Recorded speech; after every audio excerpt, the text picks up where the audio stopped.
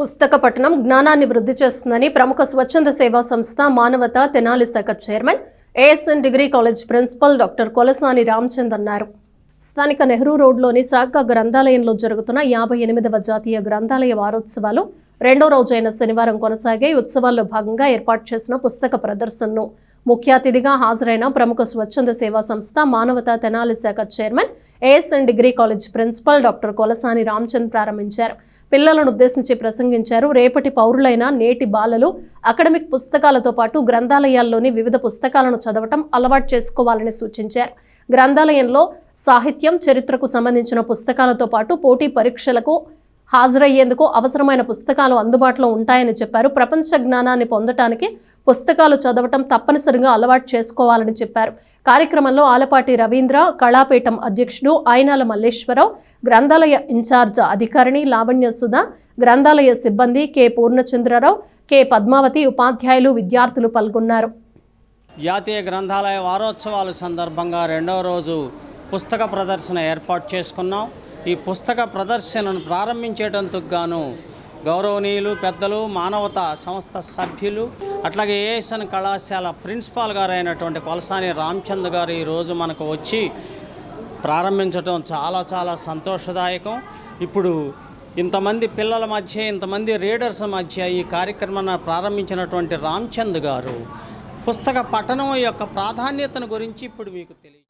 58వ గ్రంథాలయ వార్షికోత్సవం సందర్భంగా ఈరోజు బుక్ ఎగ్జిబిషన్ని ప్రారంభించడం చాలా సంతోషంగా ఉంది. ఫిజికల్ బుక్స్ అంటే డైరెక్ట్గా బుక్స్ చదవటం తగ్గిపోతున్న ఈ రోజుల్లో, డిజిటల్ టెక్నాలజీ పెరుగుతున్న ఈ రోజుల్లో మేమందరము జీవితంలో నేర్చుకుంది, అసలు ప్రపంచంలో సక్సెస్ అయిన ఏ వ్యక్తిని చూసినా వాళ్ళకున్న కామన్ హ్యాబిట్ బుక్ రీడింగ్. ఎవరిని మనం ఎంచుకున్నా కూడా, ఒక కంపెనీ సీఈఓని ఎంచుకున్నా, ఒక మంచి పొలిటీషియన్ ఎంచుకున్నా, వేరే రంగంలో ప్రముఖులను ఎంచుకున్నా, వాళ్ళకున్న కామన్ హ్యాబిట్ ఏంటంటే బుక్ రీడింగ్. ఒక మనిషి నాలెడ్జ్ బాగా డెవలప్ చేయాలంటే 2 అలవాట్లు ఉండాలి. ఒకటి ట్రావెలింగ్ అన్న ఉండాలి, లేకపోతే బుక్స్ చదివే అలవాటు ఉండాలి. ఎందుకంటే ఒక బుక్ 100 మంది స్నేహితులతో సమానం అంటారు.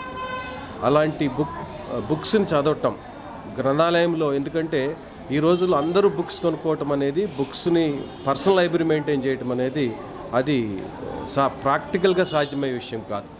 బట్ అన్నిటికీ ఇలా state government, central governments maintain చేస్తున్న ఒక లైబ్రరీలో అన్ని రకాల బుక్స్, అన్ని రచయితలు రచించిన బుక్స్, చిల్డ్రన్స్కి, పెద్దవాళ్ళకి, వృద్ధులకి, సైకాలజీ, ఫిలాసఫీ, స్పిరిచువల్ బుక్స్ అన్నిటినీ కూడా ఈ లైబ్రరీలో, ప్రత్యేకంగా తెనాలి లైబ్రరీలో ఏర్పాటు చేయటం. గ్రంథాలయ వారోత్సవాల్లో ఇది రెండో రోజు అండి. నిన్నటి దినం మరి ప్రారంభం జరిగింది. ఈరోజు పుస్తక ప్రదర్శనకి మరి స్కూల్ పిల్లలు రావటం, మరి చీఫ్ గెస్ట్గా మన ప్రిన్సిపాల్ గారు రావటం, రామచంద్రరావు గారు, చాలా సంతోషం అండి. ఈ కార్యక్రమం ప్రతి సంవత్సరం జరిగిద్ది. మరి ఈ కార్యక్రమం ఇంత విజయవంతం చేయడానికి సహకరించిన మరి స్కూల్స్ టీచర్స్కి, మరి ప్రిన్సిపాల్ గారికి, మరి ప్రాముఖ్యంగా నడిపిస్తున్న అయినాల మల్లేశ్వరరావు గారికి మా సంస్థ తరఫున ప్రత్యేక ధన్యవాదాలు తెలియపరుస్తున్నాం సార్. ఈ కార్యక్రమం ఘనంగా జరగాలని మరి అందరి సహకారాలు ఉండాలని కోరుకుంటూ